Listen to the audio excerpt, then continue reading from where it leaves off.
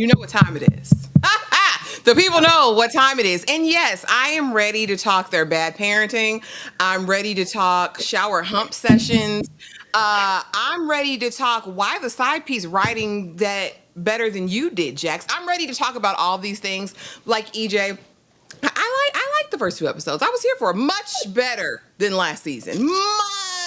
We're in a whole new territory, and I'm ready to get into all the things. Absolutely, always. So again, if you go back to season 2 reviews, the live discussions, you'll know how I felt and where I was with Reasonable Doubt, but knew we were coming back to talk the new season. I'll say pacing and premise on point this season. They've always had beautiful gowns over here. The melanated people are melanating. The makeup, the wardrobe, the cinematography, the shots have always been cute, right? But now I finally feel like we're back to the recipe from season 1.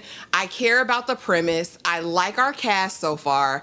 And I'm really intrigued about what's about to happen. And I like that right now there's no one Jax is thinking about committing adultery with. So I'm really ready for it. I enjoyed these first 2 episodes. I was set. I'm not mad. Ashley, who do you think Jax is crying over in the beginning? Girl, it could be anybody. We know how they do. This is the formula. We're going to give you a good old fast forward moment in the midst of tragedy, in the midst of her being kidnapped and held at Blicky Point. And now we're over here with somebody on the floor. We've set a precedent in this episode as well of already having Ozzy sleeping in the house. So 1 plus 1 can equal 2 here, but I'm going to be a little bit of a ne'er-do-well and say this is that child that they continually talk about and mistreat. I'm going to say it's the daughter. Collateral damage. I'm going to say that because Lewis is coming in offering this shoulder to cry on. This is personal. So it's either her father, okay, that we saw at the end of the episode, or that daughter. This is kin. You don't cry like this over somebody who's not your family. So it's the daddy. He's probably terminal. Or it's that daughter that she called a B in the first episode. She called her out her name. We're going to talk about it. I didn't like that. He's probably terminal. We got all the way over there. Ashley, I'm going to come to you. How did you feel when we called Naima out of her name a little bit and just the continued narrative of F the kids? Okay, so I recorded my upload, my solo upload. I just haven't edited yet. It'll be up tonight or tomorrow. And this is the first thing that I said out of my mouth. They can never beat the charges of being terrible absentee parents. I really despise the fact that we couldn't get 10 minutes in the episode without you having something to say about these damn kids. We already got the son away at boarding school. Okay, so y'all listen to the advice we gave last season. Just get rid of them kids if you're going to mistreat them. Just get them out of here. But now this baby just got a little angsty. Y'all probably still aren't showing her any attention. Jax, you probably still don't know what time to pick her up at her after school program or who she came home with. And she walks out the door. She's acting like a little bee. Girl, go smoke your ganja, Jax, and take a chill pill. Because what's going to happen next? I'm telling you, this baby is out of there. They keep treating her like this. I really don't like it. And Lewis, the faux lock king over here, really needs to check his wife. You just lost a baby. Let's honor these children while they're still here. I don't like it. I don't like the culture. I don't like what it promotes. We could be cooking over here. If this was just a single couple in their own single world, having their battles and they're fine. But leave the kids out of it. What if baby girl came back in, circled back, and heard you calling her a B, Jax? Then what? Then what? I don't like it. I don't condone it. Is in a happy marriage. Ashley, lay your head on my pillow, on my shoulder.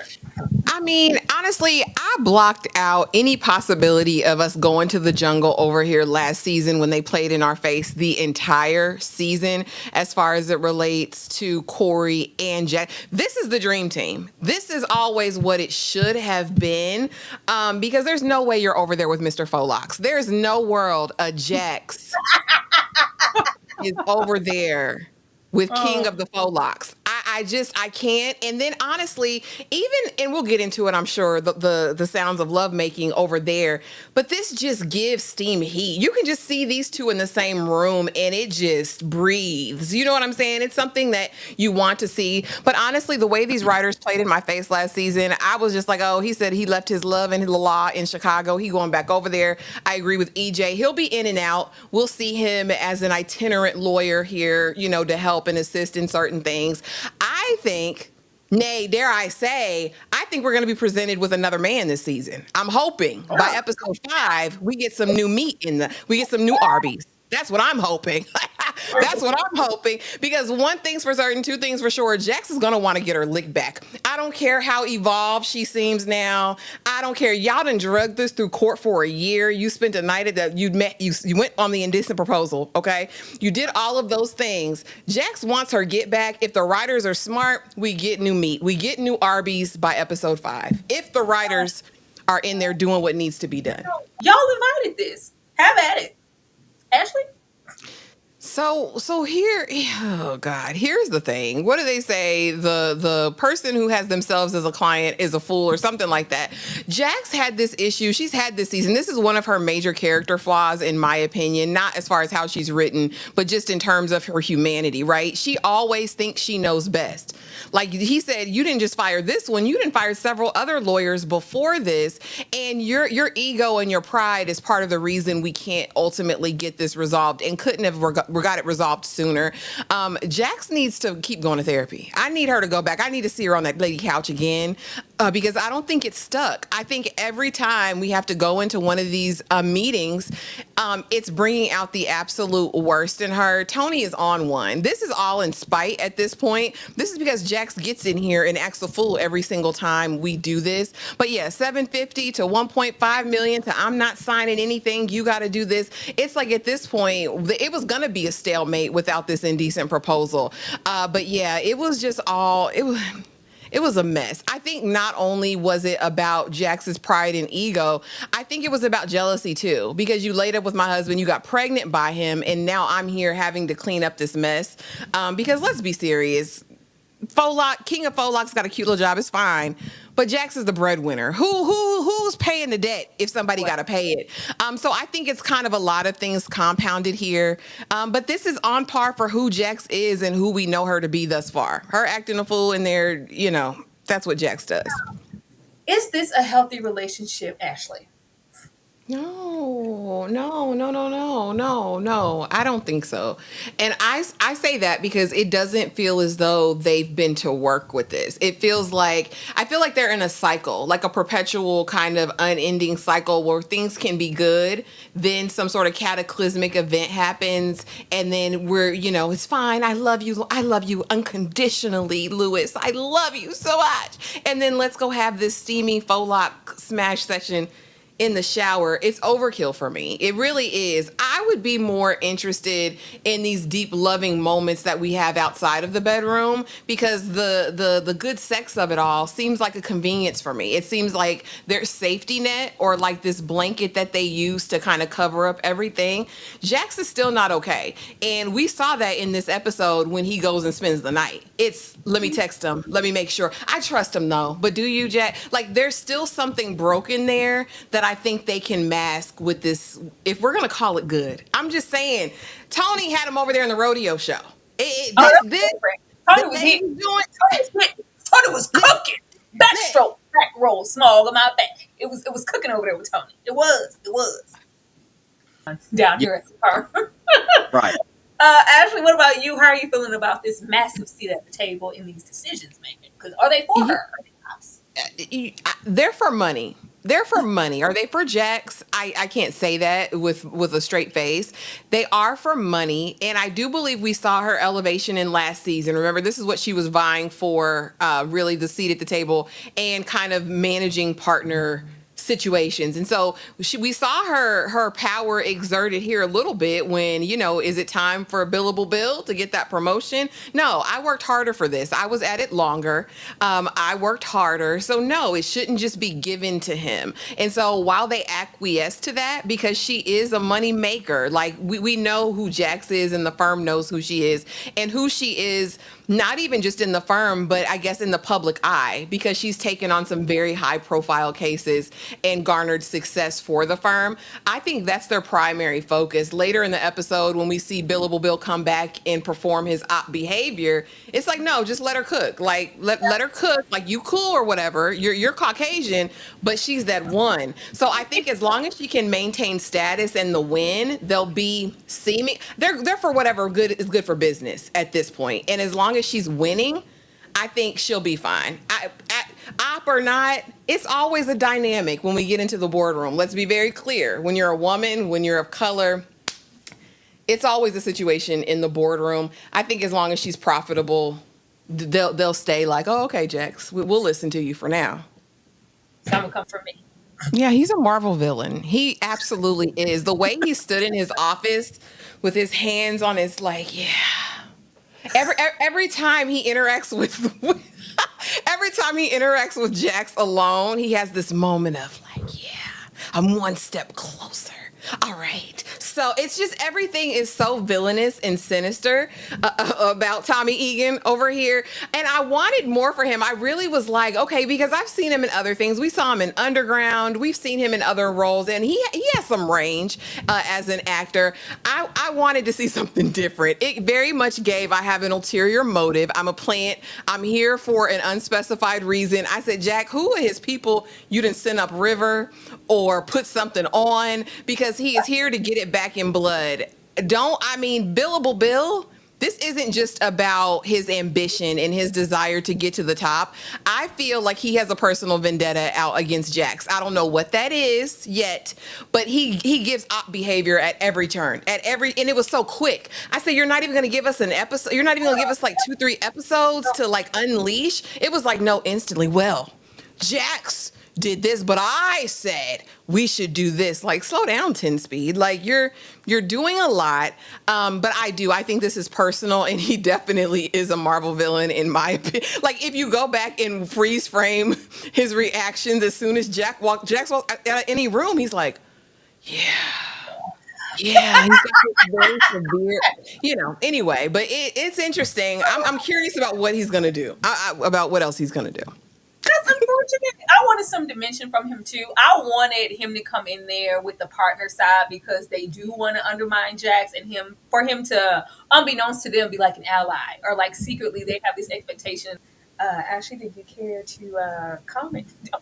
DeMarcus, we just light skin. That's all that is. But Girl, Ashley, how did you feel about this contractual one night only? Because at least we got the paper signed at the end of the day. We did get them signed. It accomplished the purpose, but immediately it was, I'll give you $1.5 million for one night with your husband, and we can call this all done. That's absolutely what it gave. Dingling was definitely on the table from the beginning. Jax actually knew that part of it. But I do want to say that this conversation does deserve some nuance in that, there was life created out of this adulterous affair. So while on this side, this was terrible, it was wrong, you broke your vows, Lewis, you did all of these things, there's still this life that was lost, right? Now, and what I was thinking the whole time was, one, how you got all this time? Where is your other child? Because her other child is school age, right? Like, we was picked. That's how Lewis and her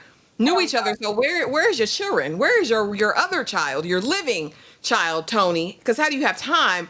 And then on the other side of that, I really wanted to understand: does Tony not have a community of her own? You ain't got a mama. You ain't got a sister. I mean, I get it, but why do I need this married man to come over and help me pack up my child's nursery? I would feel like this is a time you want to be surrounded by your community, by your mama, by your sister, by your aunties, by your cousins, by your girlfriends, that can kind of, surround you and fill you with love as you work this out. This was more about their relationship to me than it was about the baby for Tony. This was you go back to your wife, knowing he was married when you was screwing him, but you're going back to your wife and your kids and your happy home, and I'm here alone. I don't think it was just about the baby. I think it's the fact that Tony's a thought. Like you're over there by yourself and lonely now. Like this was very nuanced. I can appreciate Lawrence having his moment in the morning and her walking in and saying like, "Oh, this the loss of this baby did mean something to him." But again, I feel like Tony internalized all this. She made this all about her and what I lost and what I'm going through, not really about the baby. Had it been about the baby, girl, you would have had your bestie over there. Y'all would have cried it out. Y'all would have prayed. Y'all would have laid on the floor, packed that stuff up, and you would have painted the room and went on about your business. You wanted that dingaling. I agree with EJ. She also wanted to get something on Jax. Jax has been her nemesis before this affair. Like it's always been a thing. So that was a part of it as well. But I like how they tried to tackle it. One thing though, I never want to see Lewis crying again. I don't. I don't. What a man can't cry, Ashley, The Lord. king of the faux locks and the faux locks just wiggling as he's. I don't want to see it. I don't want to see it. I I felt will it. say, I I didn't like it. I feel like Louis. AKA Nisha, Wendy, and the Lost Boy assistant, because she's guilty as hell. Something she liked the spotlight too quick, too much, too fast for me. Girl, you already taken to Instagram. Nothing's even been announced yet. I want to know where her boyfriend's at. It feels like a setup. It feels like you was planning this. I'm keeping my eye on you, ho. I'm watching you. I'm watching you, Monica. And then as far as Sadie's, we didn't bring her over here for nothing. We did not bring her over here for anything. The one thing I will say about Reasonable Doubt, it does just that. In every season, we have kind of this list of possibilities, and you're kind of always guessing. And I like that because I can look at these two and be like, these are two suspects. The Monica's character could have been pissed, like, oh, he's going to actually be with Wendy. We can't do that. We're about to ink the biggest deal of his career. This is going to be major. Let me go talk to her real quick. So she's a suspect in my mind. Damn, Nisha's a suspect in my mind. They all have motive, right? I'm the assistant to this stylist to the stars. That means I can take your clients too. I'm watching both of them, Tyra. I'm watching both of them. I think we're gonna see more from them. Cash Doll, she was in DR from Detroit. I see her over here. She's doing what she does. I'm interested. This is not the last we've seen from her. This is not the last. I'm here. Yeah, we most definitely. I think she has some type of hooks into something because when I confront you with whatever Mama said and your immediate answer, so you don't. So if you don't trust me, just say that. No, you didn't confirm or deny whatever the hell it is. Ashley, what is it? What did Wendy do, and how did you feel this played out with Ozzy not taking none of this serious at first? I mean, he is a brat. Like I mean, that's just who he is. He's used to having everything he's ever wanted. He's been a household name for forever, and he's used to that treatment. And Jax is gonna Jax every single time. You're gonna do what I say, or there's no other option, right? And so that was par for the course. I feel like Wendy has done some dirt. Wendy and her lost boy have been out here. She either did some CORN, okay? She either did some of that. DeMarcus, I wouldn't run it by. I wouldn't run it by. I wouldn't. Gender. This is how she looks. This is a woman. I'm just saying it could be a thing. You never know. Secrets come up to roost. But honestly, it's probably something more nefarious. Probably it could be related to some dark, seedy underbelly of the fashion world there in LA, or it could have been just about her past. Something that maybe she's not proud of that she did in her past. But honestly, I feel like there's other people vying for her spot. Instantly, I thought the mama, right? Like that was like number one on my suspect list because she had a lot to lose. He's firing me. She's going to be the manager now. She's taking my spot. You want my spot, Flash? You ain't going to get it because you ain't got it. So listen, that's my number one. Mama is my number one suspect at this point. When they found the body, at first I was like, okay, maybe she run off and hid. We saw that last season. They was doing a lot of drive-offs and hiding in the wilderness. When we find the body, I was like, okay, somebody wanted her spot because this little argument outside in this suburban neighborhood doesn't give, I'm going to unalive you right here and then move the body to another location. So somebody was watching the altercation, followed Wendy, said, this is my time, this is my shot. And did their biggest one. But yeah, it's something. It's something about her past or somebody wanting to be where she's at. And to me, Mama makes the most sense. To be so close. Hopefully, this was the first and last time that he gets to spend the night all up in Jack's house. Ashley? Yeah, and I told you I liked this scene. I like this scene because I don't think this young man knows who he is. There's no doubt he's battling some sort of mental illness, which is a reason why you get him a hotel room under an alias and you don't bring him in your house with your child. Talk about the doors. What's that door gonna do? If he wanted to get in there and he got blickies and things, what's a lock gonna do on the door? Jax just doesn't have, use your common sense, Jax. Sometimes I just look at her and just shake my head because at the end of the day, it's still F them kids. I can manage it better here. In the morning, we can wake up and then not only that, but he's presenting as one who has a mental health crisis going on. He really needed to be in somebody's psychiatric unit in this moment. He's spazzing. No, just relax. Just calm down. And it makes me nervous, the fact that Jax doesn't recognize that this is an unstable person in the moment. And Corey can't protect you if it were to go down. Like, Corey can't, what Corey gonna do? Like, make better choices, Jax. Like, I get it. It's my client. I believe him. But girl, we don't know. You have a track record, and we know you can't trust your gut all the time, Jax. He would have been in a polite hotel under an alias. Corey could have stayed there with him just to watch over, and I would have been here with my baby. That's what I would have done. Or overdosing, I'm sure. But no, here's the thing. She has such a storied past with fathers and people who represent fathers. We know her stepdaddy and all the mess he did and Mama not wanting to believe it. And now we have a true, the bio dad come through who still just kind of is problematic, but in a different way. I think this is going to just worsen her mental health throughout this whole thing. Because like I said, I need to see her on that lady couch. We had 2 episodes. I expected to see her at least once on that lady couch. Girl, it's only a year out. We're not past this. We're not past all of the events, even of season 1. That was extremely heavy. And now, you're confronting your mother and dealing with the passing of this, PDF. And now we're over here with a crackhead daddy. Like, what else? What else? What more? I don't need this right now. And where are you going to stay, sir? Where are you going to stay? I think it's ultimately going to end tragically. He, again, is one of my theories who's laid out in the baby room 6 months later. Yes, for the next episode. I honestly think Billable Bill is going to step on Jax's toes in a very forward way in this next episode. And it'll probably be in whatever, how they have to do like voir dire and all that stuff, preliminary enter a plea. I think he's going to step on her toes. He's already made arrangements with the prosecuting attorney. So I really think there's going to be something, she don't like that. So I think a clear line will be drawn in the sand, season 3, that girl, this is not your friend, and something else more nefarious is going on. I also believe that we will see Ozzy unravel even more. I think we're going to see him really start to kind of go into a darker place. And I think we'll even start to see the true colors of some of his family. And I'm predicting we're going to meet at least 2 new characters next episode. At least 2.